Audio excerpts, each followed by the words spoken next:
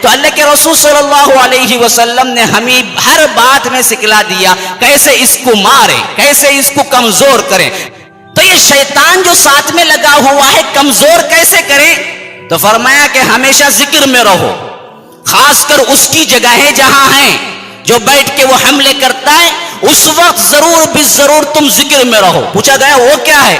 کہا کہ بیت الخلا جاؤ تو اس کی اپنی جگہ ہے، بسم اللہ پڑھ کے جاؤ، ورنہ کیا ہے وہ تمہارے اوپر مسلط ہو جائے گا۔ اسی طرح فرمایا کہ رات کو سو تو وہ بھی ایک طرف کھڑا ہوتا ہے، یہ بھی ایک طرف کھڑا ہو جاتا ہے، تو تم آیت الکرسی اور وہ دعائیں پڑھ کے سو اللہ کے نام کے ساتھ، تو فرشتہ حفاظت میں غالب ہو جاتا ہے، یہ مغلوب ہو جاتا ہے۔ پھر صبح اٹھو تو فوری طور پر اٹھتے ہی آپ کیا کرنا ہے؟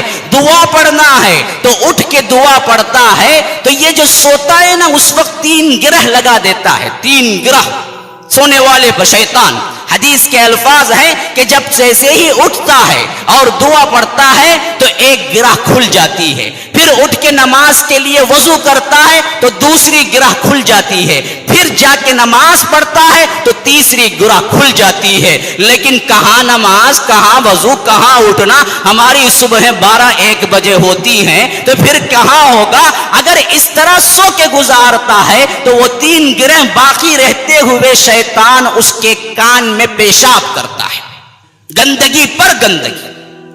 شیطان کا پیشاب کان میں، کیوں نماز فجر نہیں پڑھی؟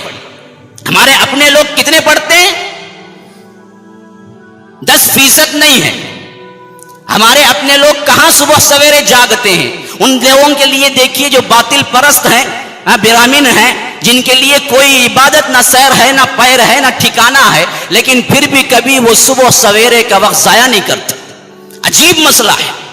ہم نے اتنی تاکید ہے، فریضہ ہے، لیکن ہمارے پاس 10% کے لوگ بھی ایسے نہیں ہیں جو نماز فجر کے لیے اٹھتے ہوں۔ تو ہر کوئی صبح سویرے شیطان کا پیشاب کان میں لے کے اٹھتا ہے تو اس کی زندگی سدھرے گی یا بگڑے گی؟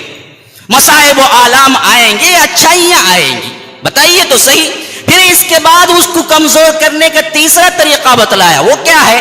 ہمیشہ کھانے پینے گھر کے اندر داخل ہونے میں بسم اللہ پڑھتے رہو۔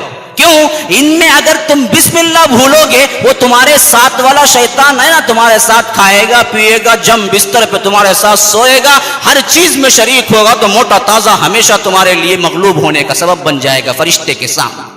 سبسکرائب کیجئے ہمارے چینل اور دبائیے بیل کا آئیکن تاکہ آپ کو ریگولر نوٹیفیکیشن اپڈیٹس مل سکے۔